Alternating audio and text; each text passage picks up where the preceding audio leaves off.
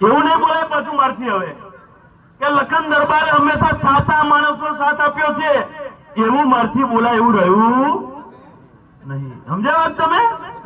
એવું બોલાય એવું રહ્યું. પહેલા હું બોલતો હતો એવું ખબર છે ને તમને? આ લખન દરબાર જે કોઈ દિવસ ખોટા માણસનો સાથ નથી આપ્યો. આ લખન દરબારે સાચા માણસનો સાથ આપ્યો. ત્યારે હું આજે તમને કહેવા માંગુ છું કે 2022 ની ચૂંટણીમાં ધર્મેન્દ્રસિંહ વાઘેલાનો મેં સપોર્ટ કર્યો, એમનો પ્રચાર કર્યો, એની માટે બે હાથ જોડીને તમને માફી માંગુ છું. આ માફી માંગુ છું કારણ કે એ દિવસ તમારો ભાઈ લખન દરબાર અણઘડમાં સભા હોય ને તારે એવું બોલે કે બાપુને જીતાડ દો, મારા યુવાનો કોલર ટાઈટ રાખીને નોકરી કરતા થશે, એવું બોલે તો નું કોલર કપાઈ ગયા ને બધું ગહાઈ ગયું એવું એવું થયું બધું.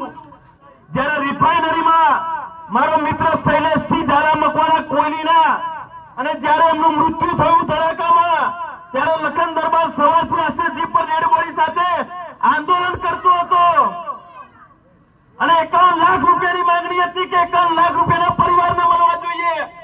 ત્યારે આ વ્યક્તિએ 25 લાખ રૂપિયામાં બધું પતાવી દીધું ને ત્યારે લખન દરબારે બોલવું પડ્યું કે આ 2017 માં લખન દરબારે જીએસપી કંપનીમાં 35 લાખ રૂપિયા અપાય. તમે શું ધારણા કરો?